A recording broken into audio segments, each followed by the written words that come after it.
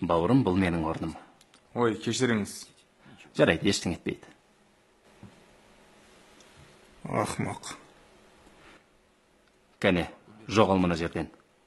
Неге? Маған қарап сөйлеме, заттарыңды жинада, мына жерден қараңды батыр. Кәне, уақытымды алма. Бол. Ал сен отыр. Бизнесмен болам деген адам ең бірінші адам сыйлай білу керек. Бастамас бұрын сендерге бір сұрақ қояйын. Бизнес бастау жайлы кім не біледі? Сетевой маркетинг қой. Жақсы, сен де кете берсең болады. Не? Білмей бірден күйе жағатын, тырнақ астынан кір іздейтіндер бизнесмен бола алмайды.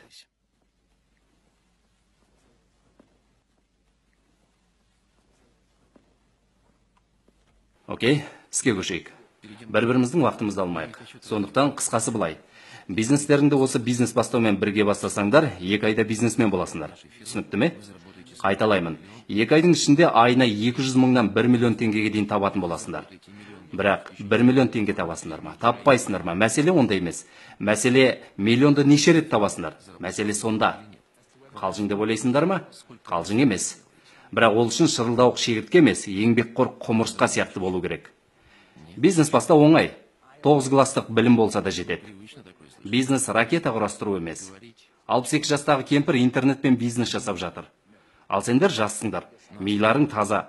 Интернетпен бизнес жасауды тез үйреніп аласыңдар. Оның технологиясы өте қарапайым. 3 қадамнан тұрады. Біріншісі фотошоппен баннер жасау. Бұл күнкөріс көзі. Екіншісі сайт жасау. Бұл табыстың көзі. Үшіншісі SMM, КМС, РСА. Осыны үйреніп алсаңдар бітті. Байлықтың кілті қолдарыңда. Миллионер боласыңдар. Көбі бақыт ақшада емес, ақша қолдың кірі дейді. Ал егер ақшаң болмаса не істейсің? Ертең анаң ауырмай ма? Балаң ауырмай ма? Сол кезде ауруханаға барда, мына кісі менің анам еді, әлемдегі ең жақсы адам, тегін емдеп бересіз бе деп айтып көрші.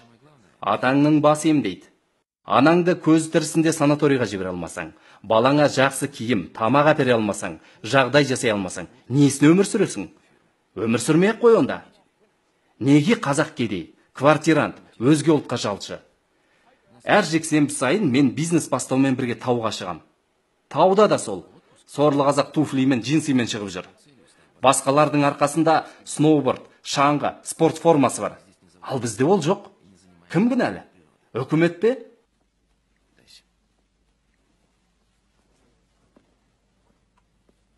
Үкімет басқа ұлттарға басқа жағдай, қазақтарға басқа жағдай жасап жатқан жоқ қой. Мүмкіншілік бәріне бірдей. Қазіргі заманда бүкіл мүмкіншілік, ақша, болашақтың барлығы интернетте, интернет маркетингте. Бұл жүріп бар жатқан көш. Үлгермесеңдер сол баяғы шалғы орақпен шауып арбамен тасисыңдар. Үлгерсеңдер комбайнмен шауып машинамен тасисыңдар. Бүгінгі нәрсе ертең ескіріп қалады. Ешкім енді қайтадан мәшинені тастап атарбаға отырмайды. Комбайнды тастап орақпен ормайды. Солай ғой. Доллар қазір қанша? 308 бе? Ертең 400, 500 болса қайтесің? Қазір баяғыдай бутик ашу, базарда сауда жасау қалып барады. Сондықтан бос сөзді қойып, интернет маркетингті үйрену керек.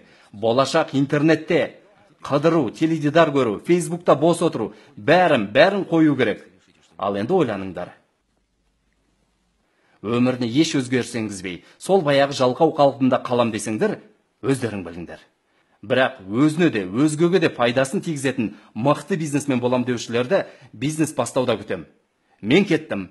Жақсылап ойланыңдар.